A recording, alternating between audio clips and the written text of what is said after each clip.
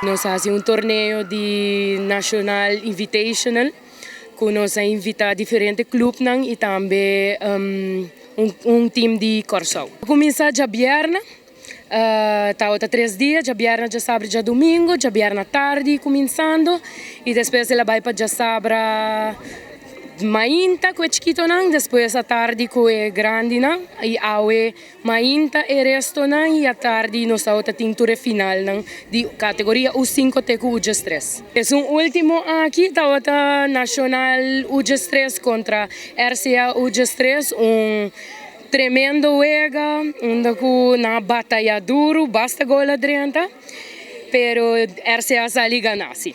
Sì, bom, essa aqui tá promete viajar com nossa ciele, que é na hora que tá diz de baicinta com diretiva para o aqui que tem para nós direita e com nós também seguir. Ideia tá para nós seguir com o torneio aqui Turanha e para nós por invitar mais equipo e também vai indo internacional, claro. Com nós por vai buscar onde nós por aí experiência, para muito não por aí desenvolvimento, isso é importante e é uma cubambisa não por cruzar barreira, com não por aí toch wel experiência aqui não e nós por crescer aqui não.